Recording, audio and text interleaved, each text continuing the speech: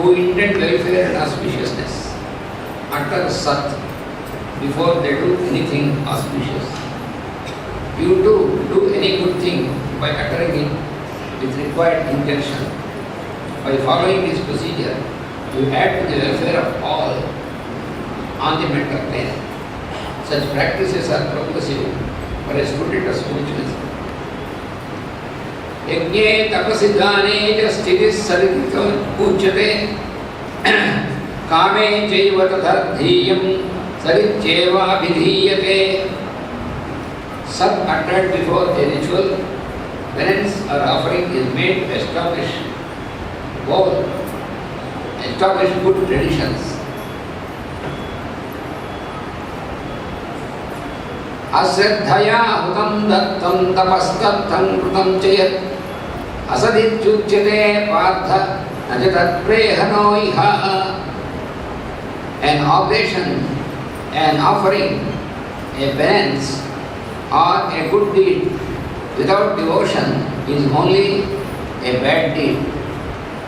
It adds in no way to anything mundane or spiritual. Whatever you do it with devotion and it is mine.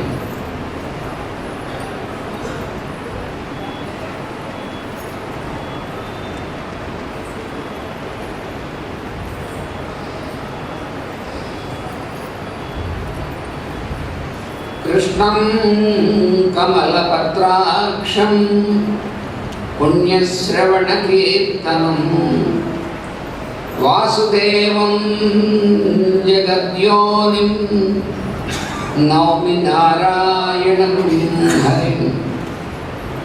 Krishnaya Vasudevaya Haraye Paramatmane Pranatakleshanasaya Govindaya Namo Namah.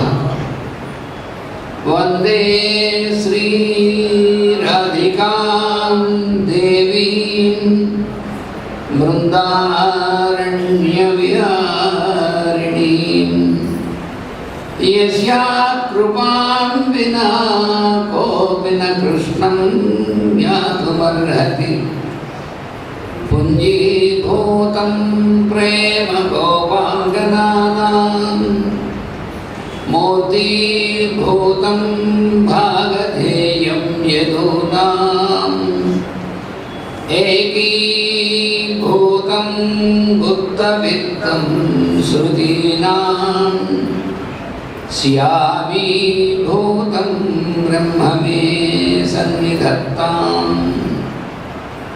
Om Aswatha.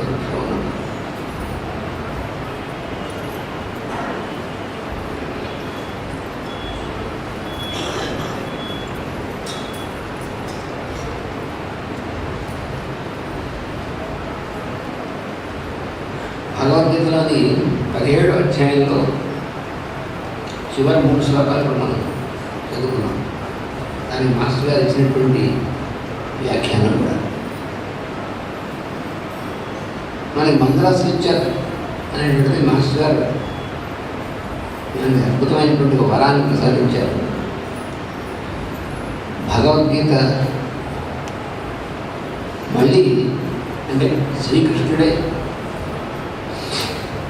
ఉన్నటువంటి యుగంలో ఇంగ్లీష్లో ఇచ్చాడు స్వామి అన్నట్టుగా master గారి మంత్రాస్విచ్చర్ ఇవ్వడం జరిగింది.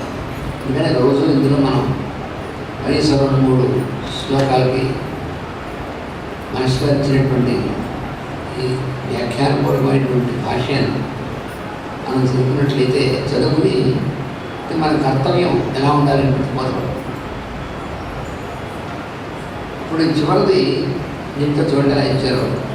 అశ్రద్ధయా హుతం దత్తం తపస్తత్తం తం చేయత్ అసదిత్యుచ్యతే పార్థ నచ తత్ప్రేత్య నో ఇహ. ఇక్కడ 3 చెప్పారు. ఓం తత్ సత్ అనేటువంటి 3 గురించి ఈ చివర 17వ అధ్యాయంలో చెప్పినటువంటిది. మనం మామూలుగా ఓం తత్ సత్ అంటూ ఉంటాం.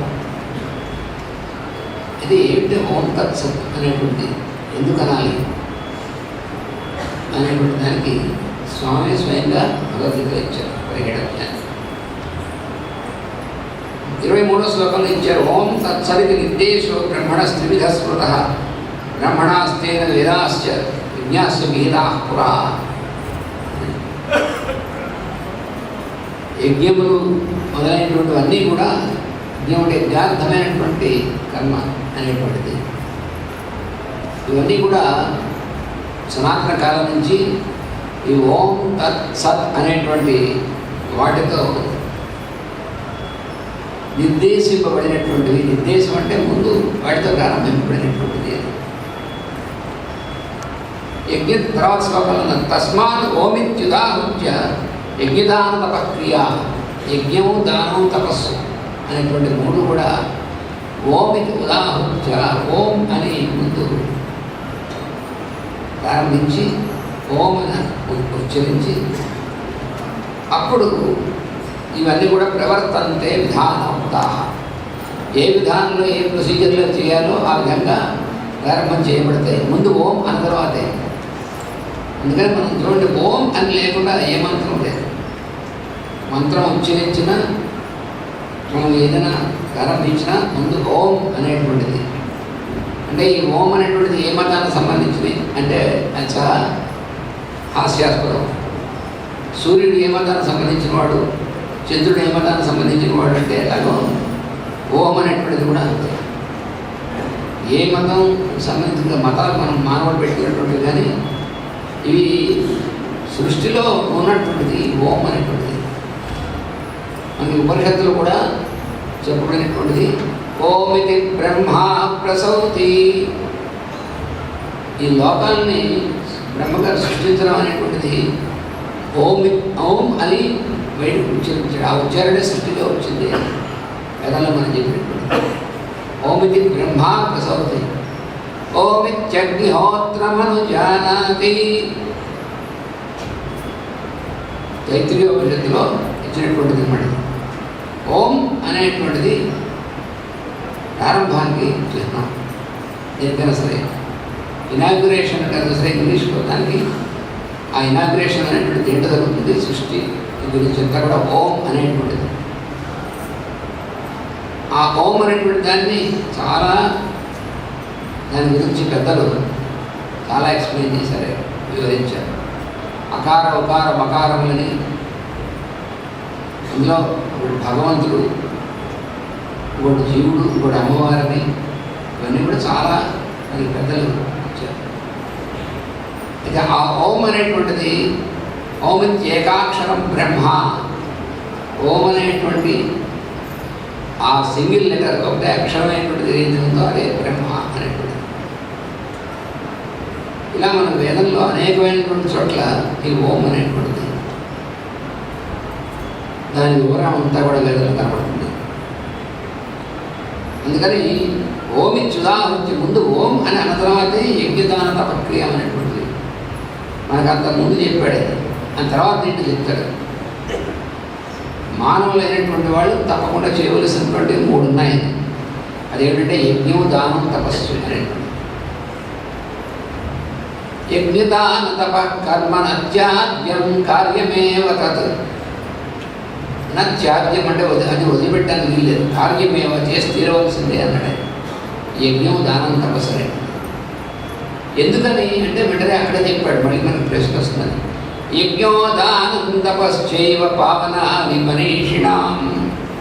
యజ్ఞము, దానం, తపస్సు అనేటువంటివి మనకి నిరంతరం మనం ప్యూరిఫై చేసుకోవడానికి కావాల్సినటువంటి సాధనములు అని చెప్పాడు.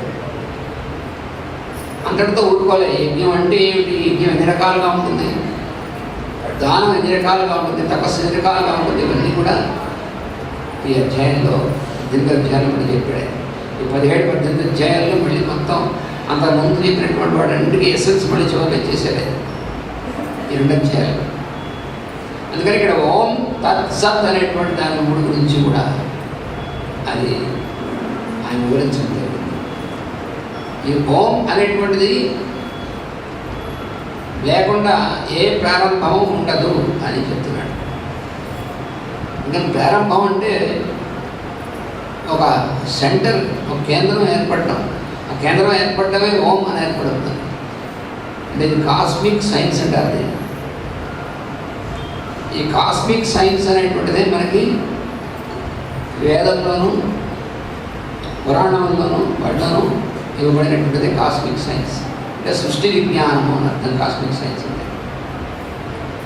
ఈ సృష్టి విజ్ఞానం అనేటువంటిది ఏదైతే వేదం పురాణాల్లో వాటిలో ఇవ్వబడిందో, ఏదైతే అది మళ్ళీ సారభూతంగా భగవద్గీతలో ఇవ్వబడిందో, దాన్నే పాశ్చాత్య ఖండాల వరకు ఈ ఆధునిక యుగంలో కావలసిన దానికోసం ఇవ్వడం కోసమే మేడం బ్లావెట్స్కీ అనేటువంటి ఆమె అవతరించింది. ఆవిడ అవతరించినటువంటి రోజు ఈ రోజు అన్నమాట.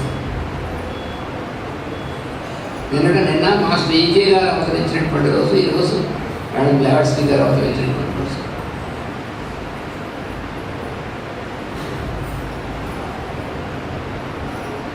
అందువల్ల ఈ ఓం తత్ సత్ అనేటువంటి దాని గురించి చివరి శ్లోకాల్లో దాని వివరం అంతా ఇచ్చాడు. యజ్ఞదాన తపక్రియ, యజ్ఞదాన తపస్సు, ఈ మూడు అనేటువంటిది ఏవైతే చేయవలసిన పనులు ఉన్నాయో అవి విధానోక్త ప్రవర్తంతే, ఎలా చేయాలో అని చెప్పబడినటువంటి విధంగా అది ఆచరింపబడుతూ ఉంటాయి. ఎవరి చేత? సతతం బ్రహ్మవాదినాం, నిరంతరం కూడా ఆచరింపబడుతూ ఉంటాయి బ్రహ్మవాదులైనటువంటి వారు. వాళ్ళు ఎలా ప్రారంభిస్తారంటే తస్మాత్ ఓమిత్యుగా ఓం అని ముందు అని ప్రారంభిస్తారు వాళ్ళు కూడా. సరే, ఓం సంగతి మరి తత్ అంటే ఏమిటి అని అది కూడా చెప్పారు. తదిత్యభిసంధాయ ఫలం యజ్ఞతప క్రియా దాన క్రియాశ్చ వివిధా క్రియంతే మోక్షకాంక్షిభిః. మోక్షకాంక్షలైనటువంటి వాళ్ళు అంటే మోక్షం పొందాలి అనేటువంటి ఎంతో చేసేటువంటి వాళ్ళందరూ కూడా తత్ అనేటువంటి దాన్ని అభిసంధాయ, దాన్ని అభిసంధానం చేసుకుని ఈ యజ్ఞతప క్రియలు అనేటువంటివి, దానం అనేటువంటిది, ఈ విధమైనటువంటి క్రియలన్నీ కూడా వాళ్ళ చేత ఇవి నిర్వర్తింపబడుతూ ఉంటాయి. ఎందుకంటే ఇవి ఆచరించి వాళ్ళ మోక్ష అనేటువంటి దాన్ని పొందుతారు అనేటువంటి దానికోసం. మరి సత్ అంటే ఏమిటి? దీనికి మన మాస్టర్ గారు మనకు చాలా అర్థమయ్యేటువంటి ఆశలు ఇచ్చారు. Those who are after cosmic experience do anything by uttering Om along with the intention prescribed. ఓం అని ఉచ్చరించారని చెప్పినానికి మాస్టర్ గారు ఇచ్చినటువంటి భాష్యం. అదేమంటే యూ టు డూ ఇట్, నువ్వు కూడా చెయ్యి అంటే వాళ్ళు ఎప్పుడో చేశారని అంటే నువ్వు కూడా చేయమంటున్నాడు. పురా అంటే పూర్వకాలం నుంచి, అంటే అనాది కాలం నుంచి అందరూ చేస్తున్నారు అంటే అర్థం ఇప్పుడు నువ్వు కూడా చేయవలసినదే అని అర్థం. You to do it if you want an expansion into cosmic experience. Cosmic experience అంటే ఈ సృష్టి ఏదైతే మొత్తం తిరుగుతున్న నిత్యం ఈ యజ్ఞం అనేటువంటిది, దాని యొక్క అనుభూతిలోకి నువ్వు కనుక ఎంటర్ అవుదాం అనుకుంటే ఈ ఓం అనేటువంటి దాన్ని ఉచ్చరించవలసింది. అందుకని ఓం అనేటువంటిది నిరంతరం మనలో ఉచ్చరింపబడుతూ ఉంటుంది. ఈ ఓం అనేటువంటి దాన్ని ప్రణవము అని మనకన్నారు. ప్రణవం అంటే ఎప్పుడు ప్రణవము. ప్రణవం అనేటువంటి మాటకి అర్థం అంటే ప్రణవం, ఎప్పటికీ కూడా అది నవంగానే అయిపోయి పాతదైపోదు ఎప్పుడు ఓం అనేటువంటిది. ఎటర్నల్లీ నేసెంట్ అన్నమాట ప్రణవం అంటే. అది అయిపోవడం ఉండదు, పాతది అయిపోవడం ఉండదు, అయిపోవడం ఉండదు, ఎప్పుడు అయిపోవడం ఉండదు, కంటిన్యూస్గా ఉంటుంది. దాంట్లోనే మనం ఉంటాం. అది నిరంతరం ఉచ్చరింపబడుతూ ఉంటుంది.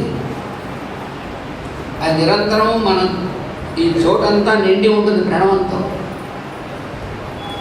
ఆ ప్రణవమే మనకి ప్రాణశక్తిగా పనిచేసేటువంటిది. దేన్నైతే మనం ఆకాశం అంటున్నామో ఆకాశం అంతా కూడా ప్రణవంతోనే నిండి ఉంది. అదే ప్రాణశక్తిగా మనలో పనిచేస్తూ ఉంటుంది. ఆ ప్రణవమే నిరంతరం మన లోపలికి ప్రసరిస్తూ ఉంటుంది, మళ్ళీ మనలోకి బయటికి ప్రసరిస్తూ ఉంటుంది. ఇది మనకి శరీర తత్వశాస్త్రము అంటే స్పిరిచువల్ ఎనాటమీ అనేటువంటి దాంట్లో మనకి వివరింపబడింది. మనలో ఉన్నటువంటి షట్చక్రాల్లో విశుద్ధి అనేటువంటి చక్రం ఏదైతే ఉందో, మన చక్రాలంటే మన చక్రాలలో ఊహించుకోకుండా అవి మనకి కనిపించేవి కావాలి.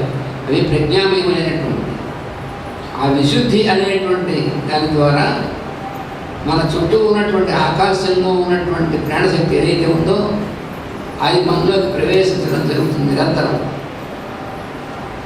ఆ లోపలికి ప్రవేశించి మన శరీర తత్వం అంతా కూడా వ్యాపించి మళ్ళీ ఆ విశుద్ధి ద్వారా మళ్ళీ ఆకాశంలోకి వెళుతూ ఉంటుంది. ఇది కంటిన్యూస్ ప్రాసెస్. ఇది ఒక ఎలక్ట్రిక్ ఛార్జ్ లాంటిది, సర్క్యూట్ అన్నమాట. ఎలక్ట్రిక్ సర్క్యూట్ అనేటువంటిది దాన్ని మనం కొంచెం తెలిస్తే, మనం యంత్రాలు పనిచేస్తున్నాయి, లైట్లు వెలుగుతున్నాయి, ఎలాగా అంటే అందులో విద్యుత్ శక్తి ప్రవహిస్తూ ఉంది. విద్యుత్ శక్తి ప్రవహిస్తూ ఉంది అనేటువంటిది మనకి ఇనీషియల్గా చదువుకునేటువంటి, తర్వాత మళ్ళీ తెలుస్తుంది ప్రవహించడం కాదు, విద్యుత్ శక్తి అందులో ఆకాశంలో అణువణువులు నిండి ఉన్నటువంటిది. అది వ్యక్తం అవుతుంది, అది వ్యక్తం అవుతుంది, మళ్ళీ అవ్యక్తం అవుతుంది. అది మనకి తర్వాత క్రమంగా మాస్టర్ గారు దాన్ని వారించినటువంటి దీని మనకు తెలుస్తుంది. ముందు మనం ఇనీషియల్గా చదువుకున్నప్పుడు అలాగే చదువుకో, ఇది ప్రవహిస్తూ ఉంటుంది, ఈ వైర ద్వారా ప్రవహిస్తూ ఉంటుంది, అది ఒక చోట నుంచి ఒక చోట ప్రవహిస్తూ ఉంటుంది, నీటి ప్రవాహంలా ఉంటుంది. ఆ నీటి ప్రవాహం కూడా మనం కళ్ళకు కనిపించేటువంటి ఆ నుంచి ప్రవహిస్తూ ఉంటుంది. కానీ అది కూడా ఎలక్ట్రిక్ పవర్ అండి. ఎలక్ట్రిక్ పవర్ అంటే లక్షణమే ఒక సర్క్యూట్ అనేటువంటిది. అంటే అదేమంటే అవ్యక్త ఉంది, వ్యక్తం అవుతుంది, వ్యక్తం నుంచి అవ్యక్తంలో పెడుతుంది. అసలు రహస్యం అది. అందుకని వ్యక్తావ్యక్త స్వరూపిణి అని మళ్ళీ శాస్త్రం అది ఇవన్నీ లింకప్ చేసుకోవాలి. అక్కడ వేరుగా ఇక్కడ వేరుగా సరిపోతుంది. అది మామూలుగా పారాయణ చేసుకుంటూ ఉంటాం, మంచిదే, అది లింకప్ అవ్వాలి.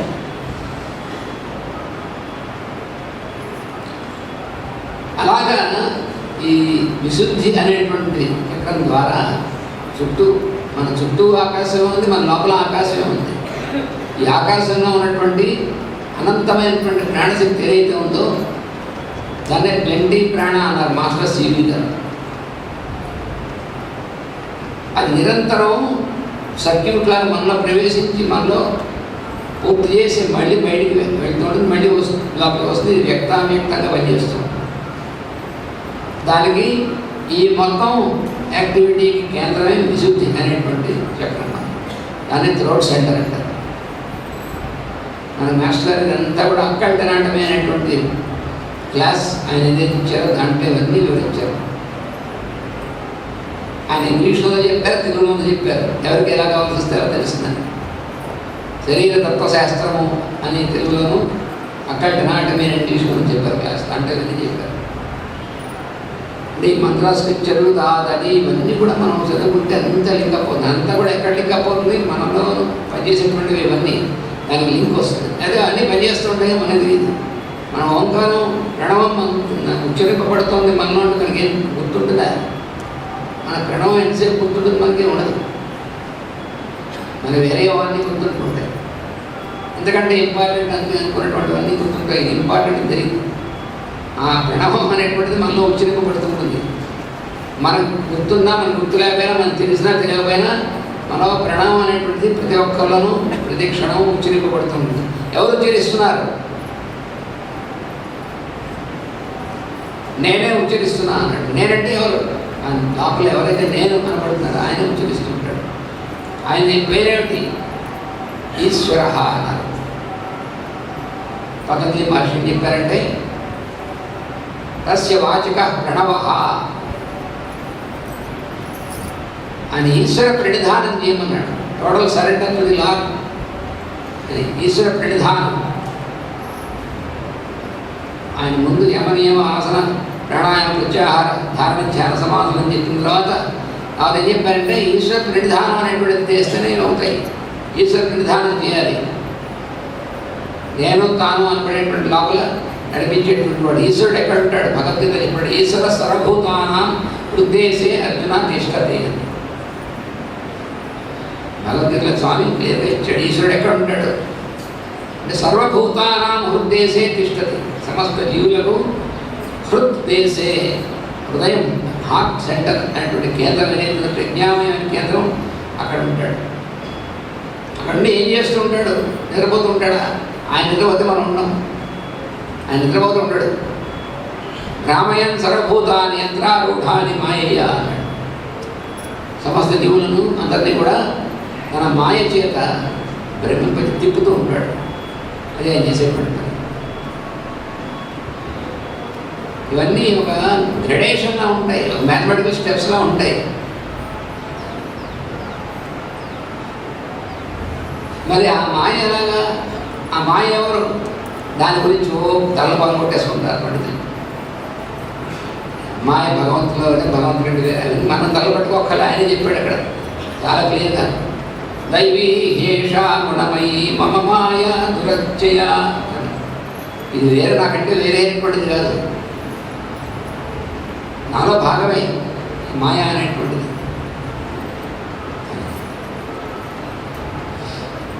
మరి మాయని తరించడం ఎలాగా? మామైవయే ప్రపద్యంతే మాయామేతాంతరంతితే. ఎవరైతే నన్ను ఆశ్రయిస్తారో వారు ఈ మాయను దాటుతారు.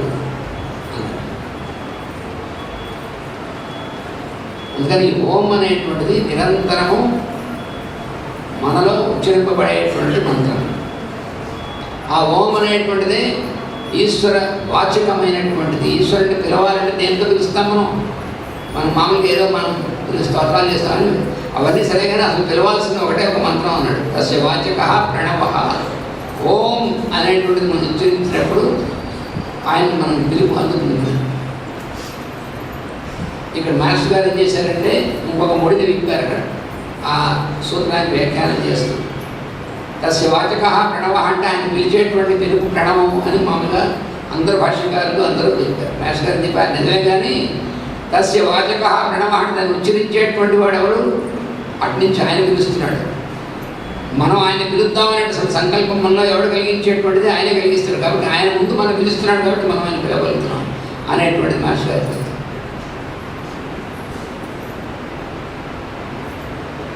అంత పెట్టుబడి కూడా ఆయనే పెట్టుబడి పెట్టి, అందుకనే మనకి పురుష సూక్తంలో యజ్ఞేన యజ్ఞమయంత దేవాః, దేవతలు ఈ యజ్ఞం అనేటువంటి దాన్ని ఎలా చేస్తారు, దేంతో యజ్ఞం చేస్తున్నారు? యజ్ఞేన యజ్ఞమయంత అని అక్కడ పెట్టాడు. మనం మామూలుగా యజ్ఞం చేయాలంటే చాలా సంపాదనలు తెచ్చి అవన్నీ పదార్థాలు బయట తెచ్చి పడితే యజ్ఞం చేస్తాం, ఏ రకమైన యజ్ఞమైనా సరే. కానీ వాళ్ళు ఏం చేశారు?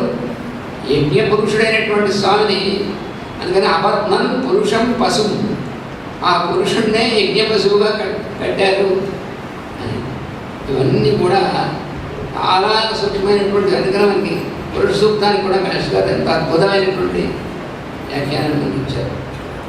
ఇవన్నీ వ్యాఖ్యానాలు అంటే ఒకటి మనం భాష చదువుకుంటాం, టెక్స్ట్ బుక్ చదువుకున్నట్టు కాదు. అవన్నీ మన లింకప్, అదే ఈ కాస్మిక్ ఎక్స్పీరియన్స్ అంటే అదే అర్థం. అందుకని దానికి ముందు కావాలంటే ఓం అనేటువంటిది ఉచ్చరించాల్సిందే. ఈ ఓం తత్ అనేటువంటిది. అలాగే మనం చేసేటువంటి ఏ పని యొక్క ఫలితాన్నైనా సరే దాని నుంచి మనం బయటపడాలంటే, ఎందుకంటే మనం బంధించేటువంటిది ఏమిటి? మనం చేసేటువంటి కర్మ యొక్క ఫలం, దానికి మనం అంటుకుపోతాం. మనం చేసే ప్రతి కర్మ ప్రతి పనికి కూడా దాని ఫలితం ఏమిటి అనేటువంటి దాన్ని ఇరుక్కుపోతాం. అదే మనం బంధించేటువంటి. దాని నుంచి మనం బయటపడాలి అంటే దాన్ని ఏం చేయాలి? అప్పుడు దానికోసం తత్ అనేటువంటిది ఉచ్చరించాలి. ఓం తర్వాత తత్ అని అందుకోసం ఓం తత్ అని అంటే those who want liberation and freedom from result do any good thing by uttering tat. జాగ్రత్తగా ఇచ్చారు. ఎనీథింగ్ కాదు, ఎనీ గుడ్ థింగ్. మన ఇష్టం వచ్చినటువంటి అక్కర్లేని పనికిమాల పనులు చేసేవాడు తప్పడానికి వీల్లేదు ఇక్కడ.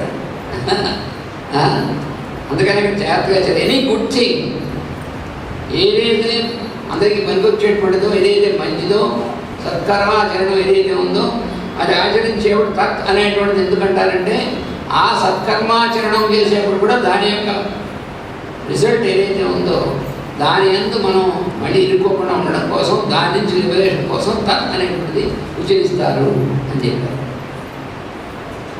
యూ టు డూ సో, నువ్వు కూడా అలాగే చెయ్యి. ఎందుకు చేయాలంటే if you intend to be liberated from the result of any deed, నువ్వు చేసేటువంటి పనిని ఆ పని కర్మని బంధించకుండా ఉండాలని నువ్వు అనుకున్నట్టయితే నువ్వు కూడా అలా చెయ్యి. అంతేగాని నువ్వు చేసి తీరాలంటాం లేదు, నువ్వు కావాలంటే చేయన్నాడు. చాలా గడుసువాడు కృష్ణుడు. అర్జునుడికి అన్నీ చెప్పిందో చివరి చెప్పాడు, నేను చెప్పవలసినంతా చెప్పాను, ఇదంతే జ్ఞానమాఖ్యాతం, అన్నీ చెప్పేసాను. నేను ముందు ఇంటి పైన చెప్పవలసిందే నేను చేయడమే. అయితే చేయాలనిపిస్తే చెయ్యి, ఇంకా బలవంతమైన లేదన్నాడు. చాలామంది పొరపాటు పడుతుంటారు, బలవంతంగా అర్జునుడు చేయించాడు. ఏం బలవంతంగా చేయించలేదని, నీకు ఎలా అనిపిస్తే అలా చేయను, యథేచ్ఛసి తథా కురు అన్నాడు, స్పష్టంగా చెప్పాడు. ఇవన్నీ చెప్పాను, కానీ చెప్పినంత మాత్రం నేను చెప్పాను కాబట్టి చేయక్కర్లేదు. యథా ఇచ్చేసి నీకు ఎలా అనిపిస్తే తథా కురు, అలా చేయను. అప్పుడు వాడు అన్నాడు కరిష్య వచ్చినంత నువ్వేం చెప్తే చేస్తాను. అప్పుడు ఫైనల్గా అప్పుడు దాకా ఏమిటంటే నువ్వు ఇచ్చేయండి, ఎందుకు చేయాలి ఇవన్నీ వస్తాయి. నువ్వు ఎలా నీకు ఎలా ఇష్టం ఉంటే చేద్దాం, పెట్టి చేయలేక మానే అన్నాడు. అమ్మమ్మ ఆయన పొరపాటు నేను చేస్తాను, మళ్ళీ అడుగు వాళ్ళు బిగించి సాక్ష్యం పడ్డాడు. అప్పుడు నువ్వు చెప్పింది చేస్తా, కరిష్య వచ్చినంతవా. మన భగవద్గీత కొన్ని వేల సార్లు దాన్ని మాస్టర్ నడవడిచినటువంటి దీన్ని చేసుకుంటే కొంచెంగా మనకి అర్థమవుతుంది. దాన్ని మనం ఆచరణలో పెట్టాలి. ఈ ఓం తత్ అనేటువంటి తర్వాత సత్ అని ఎందుకంటారు?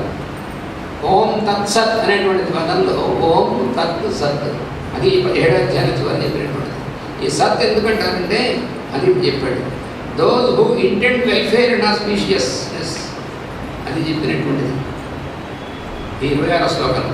సద్భావే సద్భావే చ సరిత్య ఏతత్ ప్రయుజ్యతే, సాధుభావము సద్భావం అనేటువంటి దానిలో రెండింటిలో కూడా వీటిని ఉపయోగించి ప్రశస్తే కర్మని, ప్రశస్తమైనటువంటి కర్మ ఏదైతే ఉందో మనం చేయవలసినటువంటి పని, అక్కడ సత్శబ్ద యుజ్యతే. Those who intent welfare and auspiciousness, ఏది ప్రశస్తమైనటువంటి కర్మ, ఏదైతే అందరి హితం కోసము మాత్రమే ఉద్దేశింపబడినటువంటిది ఉందో అది సత్కర్మ. అంతేగాని మనం మంచిదనుకున్నవన్నీ మంచి కర్మలు అనుకోకూడదు. మన మనసులో ఉన్నటువంటి అభిప్రాయాలను బట్టి మనం ఇది మంచి కర్మ, ఇది మంచి పనికిరాని మనం నిర్ణయించవలసింది. కానీ ఏది మంచి కర్మ, ఏది సత్కర్మాచరణం, ఏదైతే అందరి శ్రేయస్సుకి సంబంధించినటువంటిది అవుతుందో, అంటే మోస్ట్లీ హైలీ ఇంపర్సనల్, పర్సనాలిటీ సంబంధం లేదు అక్కడ, వ్యక్తి గతమైనటువంటిది అసలు ఏమి ఉండకూడదు. వెల్ఫేర్ అనేటువంటిది కాస్మిక్ వెల్ఫేర్. ఎందుకోసం సూర్యుడు ఉదయిస్తున్నాడు, ఆయన ఎందుకు చేస్తున్నాడు, ఎందుకోసం వీళ్ళందరూ పనిచేస్తున్నారు, ఎందుకోసం దేవతలు పనిచేస్తున్నారు. వాళ్ళందరూ పనిచేస్తే మనం అవుతుంది, మన ఎగ్జిస్టెన్స్ ఎక్కడి నుంచి ఉంటుందండి, మనం ఎలా ఉంటాం, మన స్థితి ఎలాగా, వాళ్ళు ఎందుకు పనిచేస్తారు, ఏ ఉద్దేశం చేస్తారు, వాళ్ళకి ఏం ప్రయోజనం ఉందంటే ప్రయోజనంతో సంబంధం లేకుండా కేవలం విశ్వ ప్రయోజనం కోసం, కాస్మిక్ వెల్ఫేర్ అనేటువంటిది ఏదైతే ఉందో దానికోసమే పనిచేసినటువంటిది అది మనకు తెలియాలి. అది ఆస్పీషియస్ వెల్ఫేర్. మనం ఏం చేసినా సరే అందుకోసం చేయాలి. అలా చేస్తే దానికి సత్ అనేటువంటిది ఉచ్చరించడం అందుకోసం చేస్తారు. You to do any good thing, నువ్వు కూడా ఏదైనా సరే మంచి పని సత్కర్మాచరణం చేయి. By uttering it with required intention, నువ్వు కూడా సత్ అనేటువంటిది ఉచ్చరించి ఏ మంచి పని అయినా సరే చేయి. అప్పుడు ఏమవుతుందంటే నువ్వు ఆచరించినటువంటి మంచి సత్కర్మ కూడా నేను బంధించదు. అక్కడ రహస్యం. दुष्कर्म